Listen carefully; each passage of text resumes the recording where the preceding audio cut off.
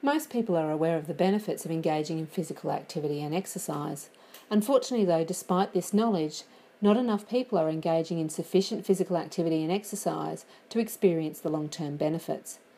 In fact, many people are experiencing unnecessary long-term chronic health conditions that could easily be avoided. This year, as part of National Psychology Week, the Australian Psychological Society North Queensland branch, in conjunction with JCU Health, are offering students and staff an opportunity to reflect upon their own physical activity and improve their own health utilising exercise and education. Ideally for people, physical activity can become a lifetime pursuit, something that we engage in from our early years as children and take with us throughout our adult life. And whilst that physical activity may change during the course of our lifetime, the notion of moving and keeping active is something that is good for both our physical health and our psychological health. It's certainly the case that our physical ability does peak between the ages of 20 and 30 years and does decrease with advancing years. However, consistently the research shows that active people show 25% higher physical ability at any age over sedentary counterparts. So we know that moving is good for us. Physical ability will certainly decline with age, but people of any age can still improve their physical health considerations. A longitudinal study was conducted at Harvard University with the classes of 1920 to 1954. Consistently across the sample, the research showed that exercise had many benefits for the participants in the research. It showed that exercise improved the health of the participants and reduced mortality. It reduced the death rate of people with hypertension by 50%, and it reduced the death rate of people with parents who had died prior to the age of 65 by 25%. A sedentary person is twice as likely to develop coronary heart disease. We know that physical inactivity is the greatest risk factor for heart disease. More people are physically inactive than those who possess any other coronary heart disease risk factors, including hypertension, smoking, and high cholesterol. We know that getting up and getting moving is so beneficial for our physical health. We know that physical activity offers us so many benefits. Aerobic exercise strengthens the heart muscle and improves its blood supply. Exercise increases the speed with which food passes through the stomach and reduces things such as gallstones.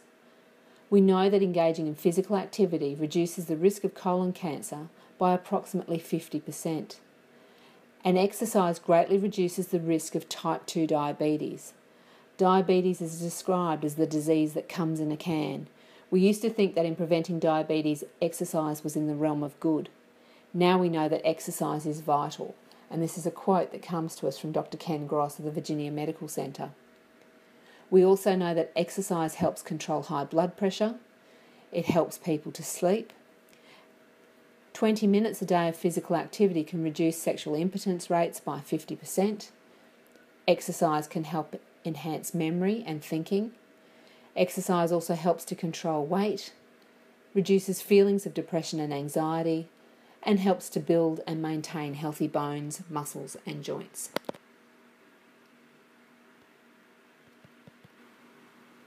There's a great quote by Dr. Thomas Perls who said that exercising is like putting gold in the bank. On the most basic level, using muscles makes them stronger, and using joints makes them more limber. A famous study in the United States found the equivalent of walking about an hour a day increased life expectancy by 2 full years. We knew that 100 years ago, 1 in 20 people were 65 years or older. Currently, 1 in 8 people are 65 years or older, and in 2030 it is estimated that 1 in 5 people will be 65 years or older. So the question isn't whether the population will tend to live longer, but what will the quality of that life be, particularly in relation to our physical health.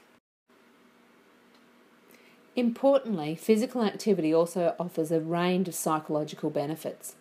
We know that participating in physical activity increases our levels of vigour, our happiness, our self-esteem, our confidence. It makes people more optimistic and improves general overall quality of life. And in addition to these increases, it also reduces some of the harmful effects of things such as depression, anxiety, tension, irritability. It helps to reduce our stress levels and to alleviate some of our feelings of anger. We also know that physical activity has benefits for people within the workplace. We know that people who engage in physical activity, particularly in related to workplace activity, report improved employee engagement and morale. It helps people to increase their concentration and their productivity. It improves relationships amongst teams within organisations and reduces stress levels. We also see people who are engaged in physical activity reduces sickness-related absenteeism. Sometimes the toughest thing about engaging in physical activity is getting started. So once you know that you are safe to commence an exercise program, and perhaps that may have involved getting clearance from a medical practitioner, there are some things you can think about that will help to get you started and to help you maintain that physical activity regime. Think about what will motivate you. Think about your reasons for exercising. Are your goals important enough to keep you motivated for the long term? Why do you want to do this? And think in terms of short-term goals and long-term goals. How will you benefit from your fitness plan on a day-to-day basis? Where would you like to be physically in 6 months' time, in 12 months' time, in 5 years' time?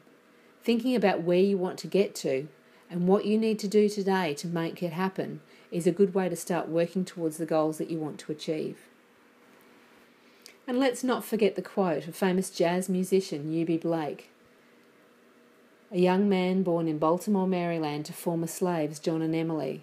He was the only surviving child of 8, all the rest of whom had died in infancy. Eubie was famous for having said, "If I'd known I was going to live this long, I'd have taken better care of myself."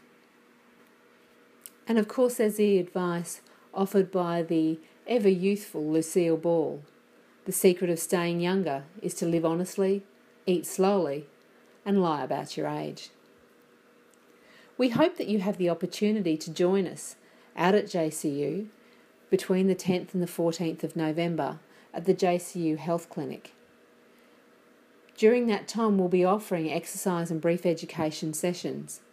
We'd ask you to wear comfortable clothes, bring your sand shoes, a towel and a water bottle. It's important for us that you register, and we really look forward to meeting with you to help you to assess your health, offer you a blood pressure check, and help to get you on your way towards engaging in more physical activity and feeling the benefits that exercise has to offer.